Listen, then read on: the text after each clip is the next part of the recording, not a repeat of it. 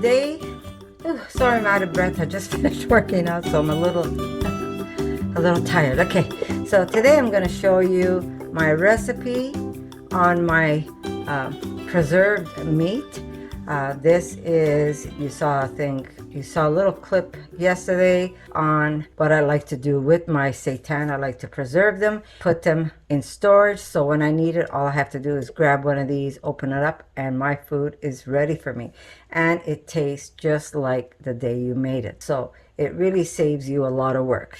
Okay, so we're going to start off with taking some of these jars and we're going to put them to disinfect.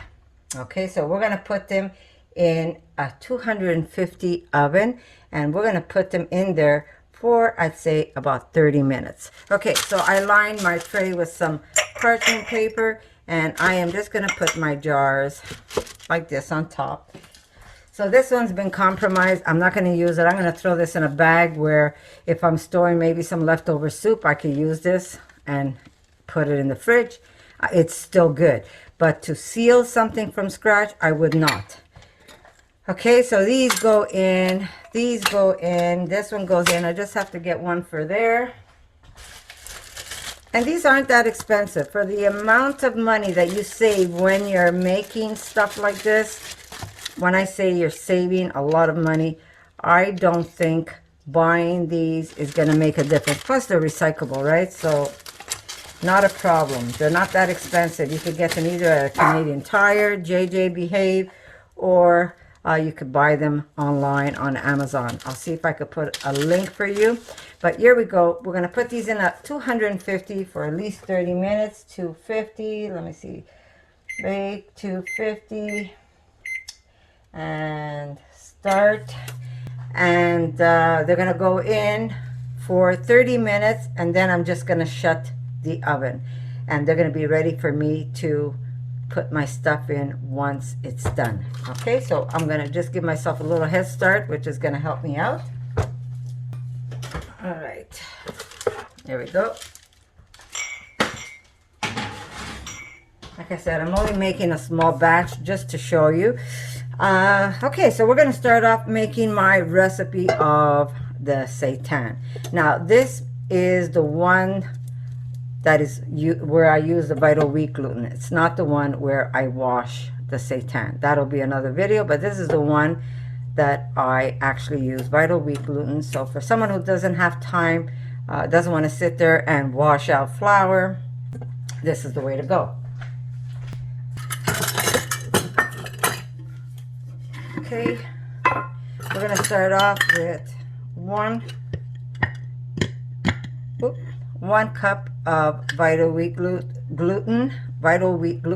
Now, mine is never really level. It's just like a small mound on top. I never really do precise.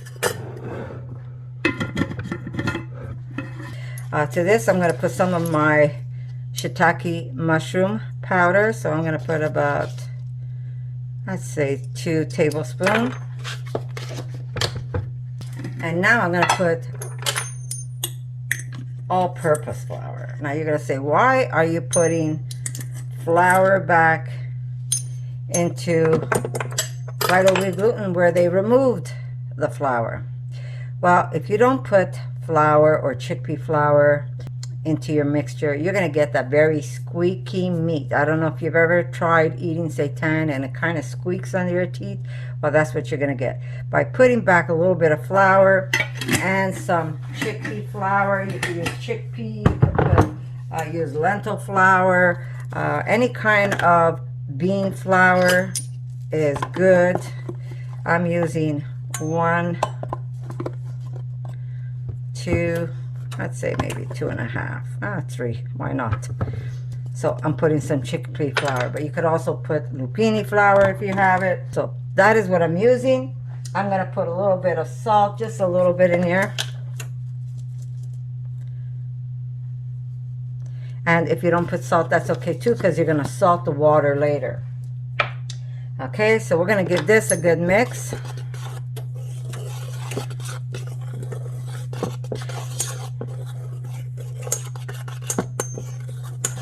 Okay, and now we're going to add we add 1 cup of flour, we're going to add 1 cup of vegan milk. And I'm going to use soy.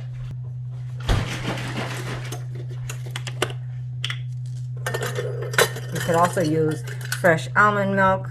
I'm using what I have. So, never to the top, only because if I need it, then I will add more, but never all the way to the top. If you can see, there's like a little bit of space here. And I'm not going to use all of it right now, just a little bit, and I'm going to mix this. Hopefully that's not going to fall. Be a good boy for mommy, okay? You have to be a good boy for mommy. Okay, we're going to give this a mix.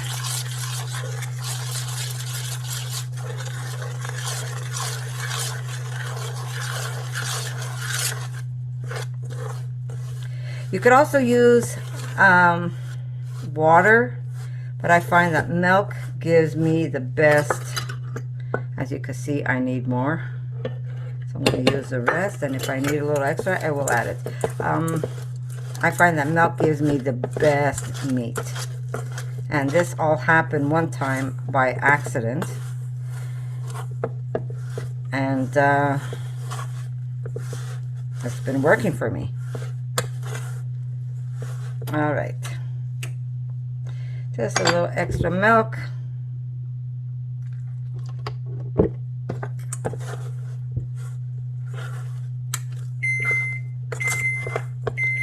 Okay, so let me just put the timer. Okay, timer 30. Start. Okay, my hands are clean, guys, so give your meat a good mix.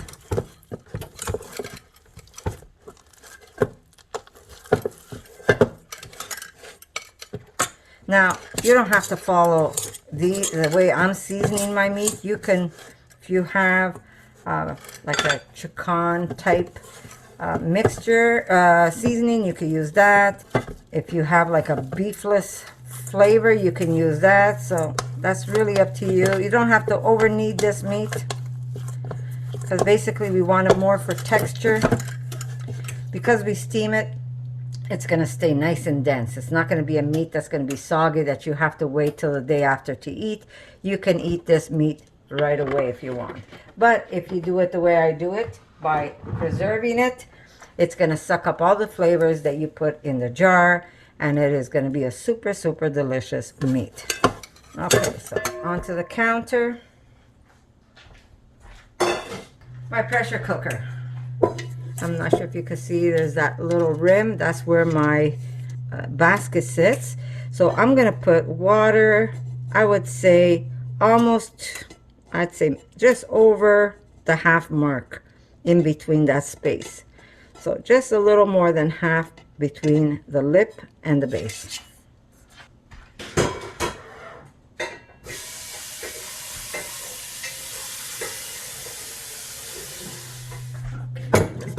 Over. Yeah, usually I put oil right away. I didn't. Okay, I put a little more, it doesn't matter. Now we put in our base. Now usually I put my meat right on here. I grease this, but I find that my meat falls a little into the holes, and then I get these like little nipples on my meat, and I'm not crazy about that. So what I'm going to do, and what I have been doing, is putting some parchment paper at the bottom and putting my meat on that. Okay. So I'm going to cut this in half. I have a sheet of parchment paper that I'm using. Okay. And I'm going to put half at the bottom where I'm going to lay some meat on top. And notice the holes are still visible. And then I have another half for putting on top of the meat, so I could put more meat on top of that. So I'm going to put this aside for now. And I'm going to start cutting my meat.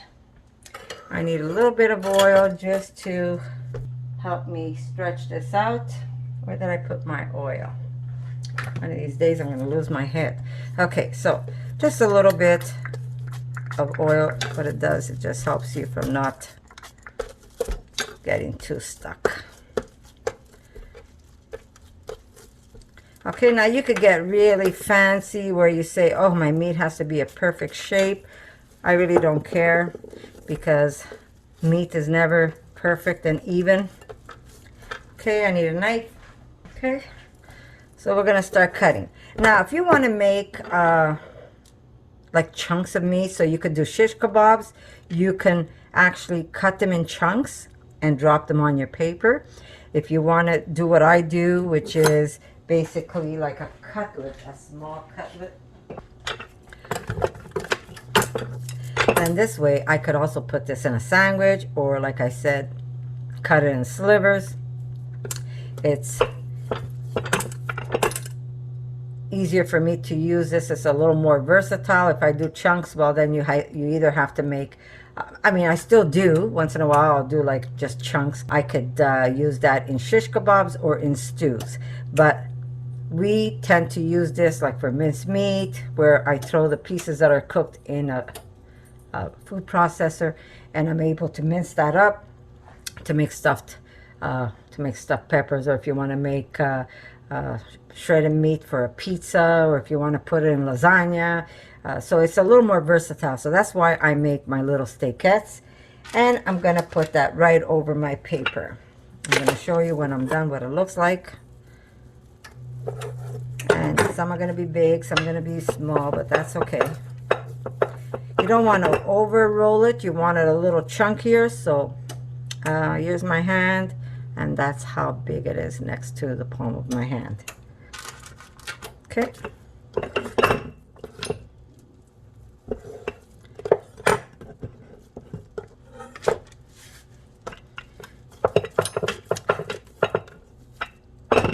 Another piece. I love this in sandwiches. Actually, last night my husband had them in burgers. So basically, if you see what my meat looks like once it's cooked, if I need two, I'll put two in a burger. Depends how big the buns are. And then I dress it like a burger. The meat's already cooked. It's been sitting in that marinade. So it's just perfect, perfect, perfect.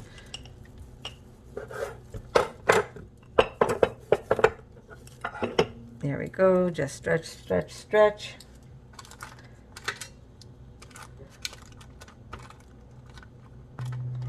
Okay, so that's my first layer.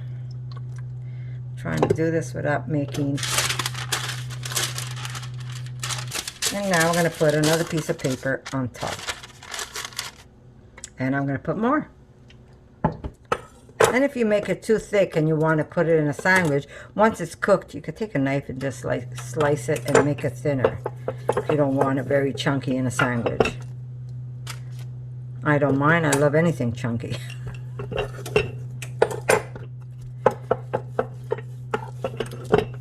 Okay.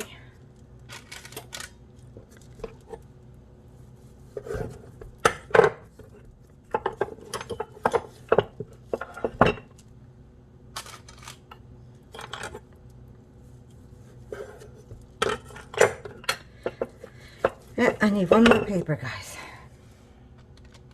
Well, maybe not. Yeah, I do need one more paper. So let me just go get one more paper.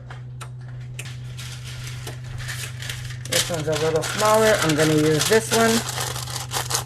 It's like a wax paper. How the shape is really up to you. If you want to put the whole roast in there, you can, but you're going to have to cook that a lot longer. I would say up to 2 hours if you're putting the whole roast. But I prefer these little bits because it just makes my life easier, and I'm able to put that away. So let me just roll this out like this. There you go. And that is it. So I'm going to show you now. There's my 3 layers of meat. So I'm going to put this in a pressure cooker. I'm using a star frit. Let me just put it in and then I'll show you. Okay, give me a second. All right, always make sure it's sealed. And then you're going to come down here and you are going to find, here's my steam. You could either do steam or you could do saute. Lately I've been using steam.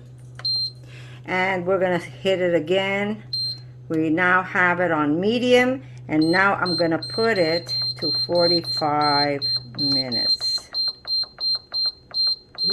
And I'm going to press start. That's how easy it is. And I'm using a start frit. I'm sure that you can figure out. I think the Instapot has the medium and the low, and you could change the time yourself. I'm sure it has steam too, so that's how I do it. But I am using a Starfrit when I'm using mine because that's the one I have. I love the Starfrit, and yes, I just love it. So that's it now. Now I'm going to cook the meat, but for now I have my jars in the oven. There they are. They're getting disinfected, and I am cooking my meat. You want to have those jars ready because you want to have everything ready. So clean your counters, bring out everything you need to flavor your meat, like an onion, some garlic. Have it all ready for you because you want to be quick when you're doing this, because you want to get it in there nice and hot. You want to put those lids on, and then they're going to go back into the oven and they're going to do their magic there. But for now, we're going to let the meat cook. Jars are getting sterilized. There's like 16 more minutes there. You could boil some water, or you could use the water that's inside your pressure cooker. So that's up to you. You can even do that if you want. Use the water so you don't have to waste that water. But that's what we're going to do. We're going to use the water from the pressure cooker because that's going to be hot. And remember cleanliness. So clean your counters, clean your tools, get everything you need ready. And we're going to put some of these beautiful meats in the jars, and we're going to store them away for later use. All right, guys, I'll see you in a bit.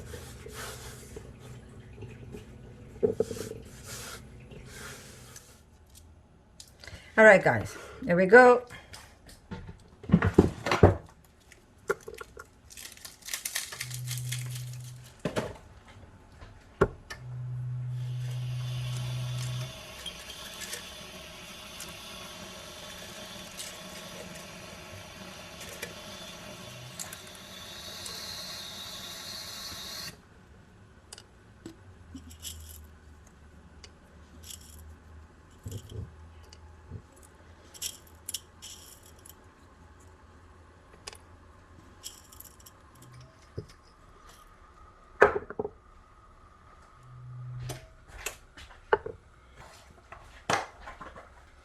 And we need some salt. Okay, so this is what I'm going to be using, guys. I'm going to be putting some garlic in there. I'm putting a chunk of onion in each jar. I'm going to be using jerk because we love jerk. That's going to be what's going to flavor our water. Now, if you find jerk is too strong for you, find something else. Like I said, you could use a chicken, vegan chicken base. You could use mushroom broth. You could use veggie broth. Whatever you want, you can use that in your liquids. The only difference is if it's veggie, you want to heat it up before you add it. I'm using hot water from my pressure cooker. That's why I'm using the powder, and I'm using jerk. I might put a little bit of liquid smoke so we can have that nice smoky meat, and of course salt, and we have some bay leaves. I've got 3 of them for 1 each jar, and I have some coffee beans. You're gonna say, why coffee beans? Coffee beans gives that umami dark flavor that meat has. So we're not going to put the grinded coffee this time. We're just going to drop the coffee beans in, and it's just going to give it a nice light flavor. So that's what I'm going to do to these 3 jars, and then I'm going to make sure to label them smoky jerk meat.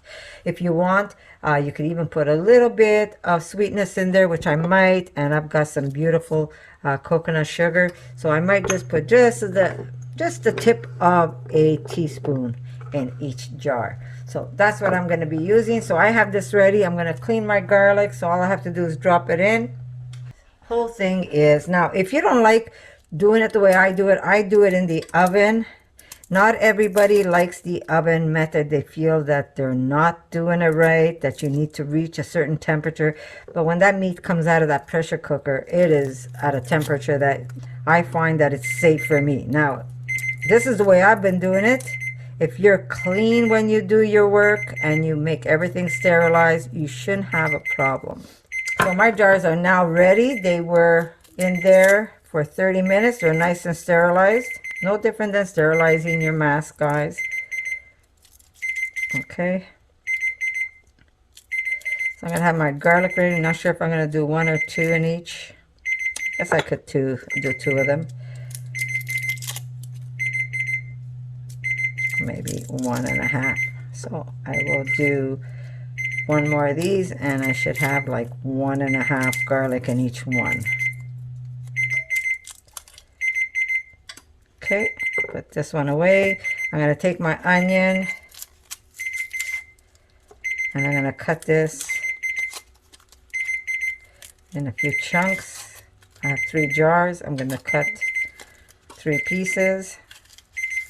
Okay, let me just clean this up.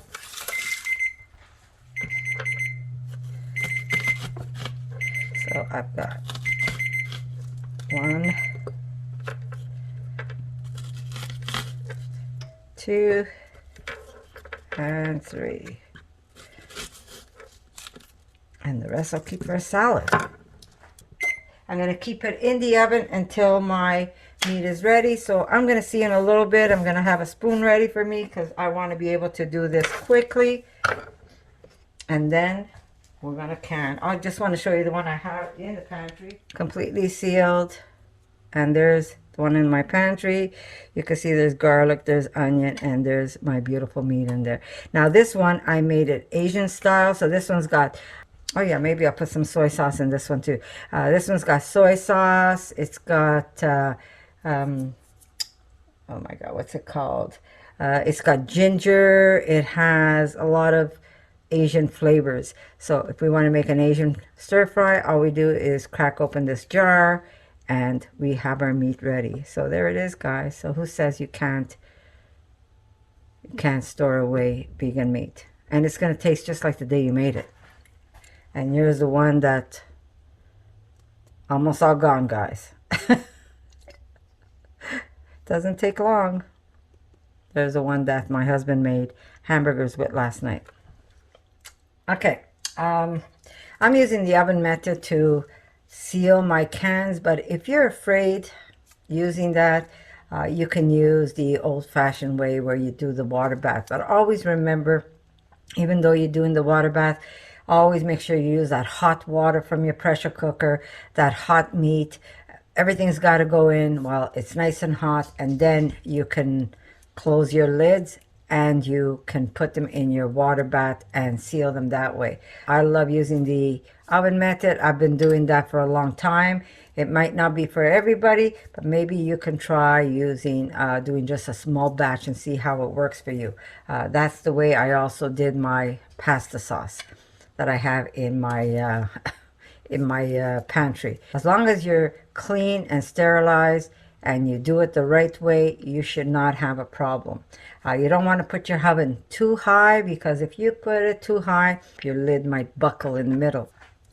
All right, guys, I'll see you in a little bit. All right, guys, let me just move this over so this way I could show you. I'm going to release the steam. Okay, normally I would, ooh, that's hot. Okay, normally I would, let me just shut this. Holy moly. Okay, normally I would remove the paper completely, but they seem to be doing pretty good even. Oop. I know, they don't look like much right now. You see how the bottom is lighter than the top? Alright, flip these. Take up my paper. And now I'm going to put the bottom face down, the top face down, just for a little bit. And while that's doing, yeah, like this. Oh, sorry. I don't know why I'm showing you, because you can't see a thing right now. Okay, so there they are. Remove the paper. Now, I'm just going to keep the lid on. And while I prepare my jars, they're going to continue keeping hot. So they're pretty much done. Now, while those are staying warm, I just removed the paper from underneath so the steam could just kind of embellish them. But I'm going to start preparing my jars. Okay. So while I'm doing this, let me just show you. While I'm just dropping some stuff in there, I'm going to turn my oven back on again. Okay, so we're going to start off with dropping an onion. Okay, we're gonna drop a garlic in each for now. And we're gonna divide that garlic in 3. So 1, 2, and 3. We're gonna put 1, 2, 3. 1, 2, 3. Even Steven, right? 1, 2, 3. Bay leaf. Okay. Sorry guys. We're just going to put a bit of sweetness in here. I'm using coconut sugar, but you can use any sugar you have, as long as it's vegan, guys. I'm going to put a little bit of salt. Just a little more in each. Okay. We're going to put a little bit of our jerk. We don't need a lot, just to help it flavor. Because then when we do cook this meat, we'll probably add more jerk to it. Okay, we're going to put just a little bit of soy just to give it a nice dark color. If I need more, oh, that one just went in. Oh, and I'm on the end of my bottle. Okay. We're going to add the liquid smoke at the very end, so I have to put this so I can remember. Alright, so we're going to open up our lid and we're going to start dropping our meat in. Some of them are really big. Okay. 1. You don't have to overpack this either. I'll put that in the bigger jar. If I need another jar, I will go get one. Now you don't want to use any fats when you're doing, when you're jarring, because fats might go rancid. So whatever fat you're going to use, you're going to do that later, not while you're canning them. We'll leave the fats out. Let me just get some more water. All right, let me just dry the lip of my jars. Yeah, this one's gonna get cut up.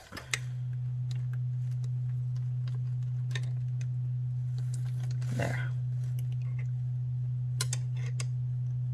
I'm gonna put that in that way. Okay, there we go.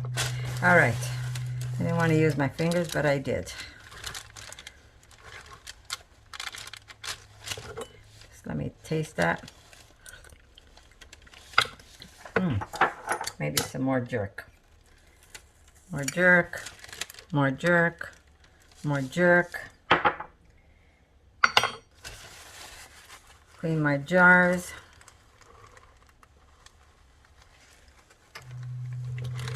You want that the lids and the jar make a good contact. Okay, now we're going to add my liquid smoke. Just a little bit. We could always add it when we cook, but I do want it to pick up as much flavors while it is sitting in my pantry. Okay, I got my lid wet, which I shouldn't have. Okay, we're good. Don't over tighten this, right? Okay. Whoa, that's hot. Mother Mary. Okay. And there we go. This is going back into the oven, guys. So now we're going to put them into the oven at 225 Fahrenheit for 30 minutes. And then we're going to lower the oven to 200. And we're going to keep them in for at least another 30, maybe even 45 minutes. And we're going to have a nice seal on these jars. Okay, timer, 30 minutes. Start. All right, guys, I'll see you in 30 minutes, and I'm going to show you what they look like in the oven. All right, guys, this is sauce I made last year. Do you see that piece right there? That is, I'll show you what it is. Give me a second. Okay, that is this product right over here. It is basically like a nut chin, like a vegan chicken bit, which is basically made out of soy, if I'm not mistaken. Is this soy?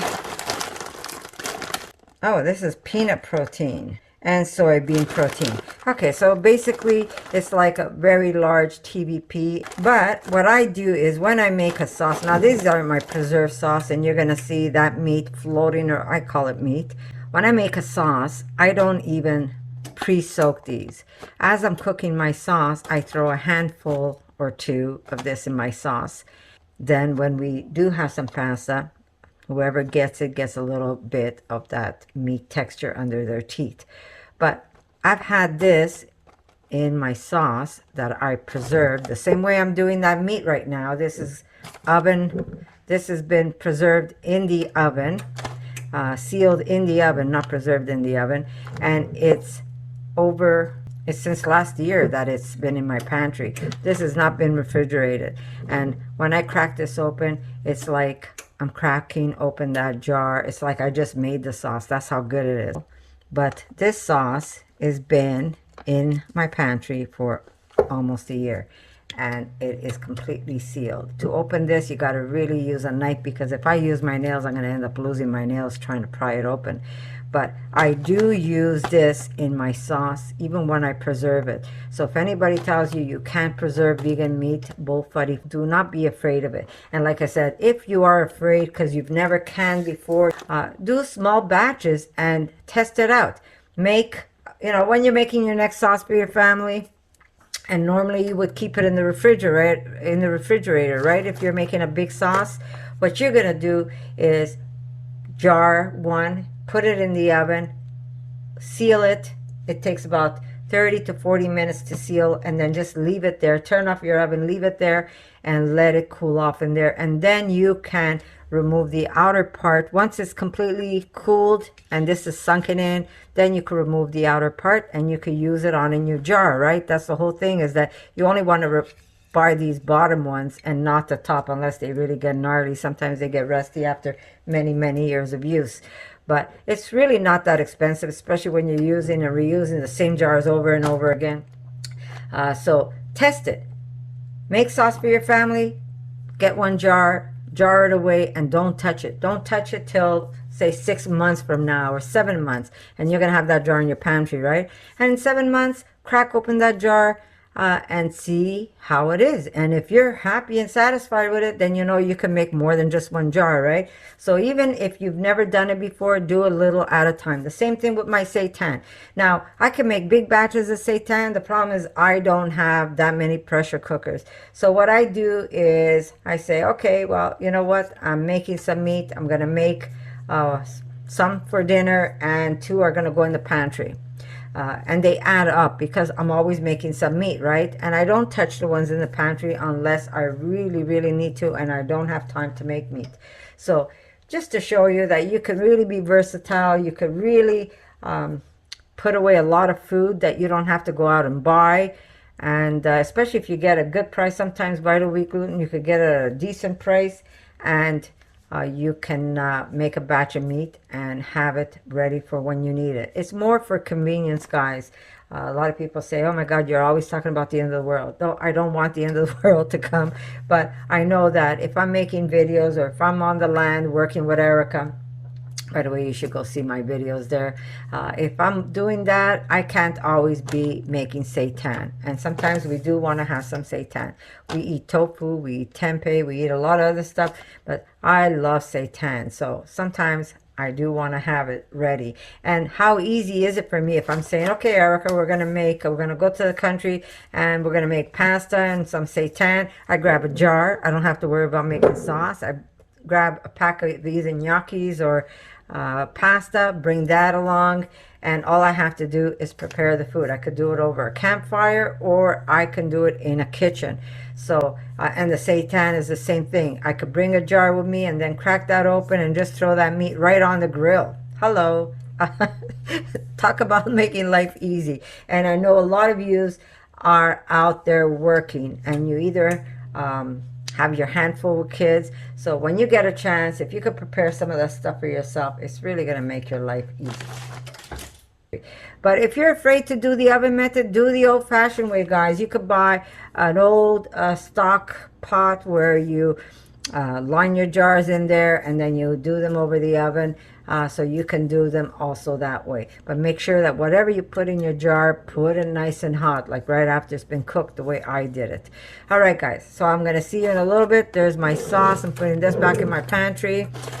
This is great to have. I only bought these ones because I couldn't get the soy curls that time when I bought these, but they're just as good as the soy curls. I've also used soy curls in my sauce that I preserve. Really, really good. And when you crack it open, it tastes delicious. That meat tastes like real chicken. It's not that I didn't like the taste of meat, guys. I'm a little grossed out today, but it's not that when I ate meat that I didn't like the taste of meat. I became vegan for my daughter, and then it became for my health, and now it's mostly for the animals. There's many alternatives for us, and we can do it. Okay, guys, I just turned off the oven. And now I'm going to leave them here because I don't have to use the oven yet. I'm going to leave them here till they completely cool off. And I'm going to end up seeing this pop in as it cools off. And that's going to give me a nice seal. If I do have to use the oven, well, I'm going to take them out and I'm going to wrap them with a towel to keep that heat going so it naturally cools off on its own. Good morning, everyone. All right, so here are my jars. They were in the oven all day long after I turned off the heat, but I did need to use the oven last night. So I put them on a counter and I wrapped them so that they would stay nice and warm. They kind of keep that heat in as long as possible. So here we are. We have 3 jars that we made.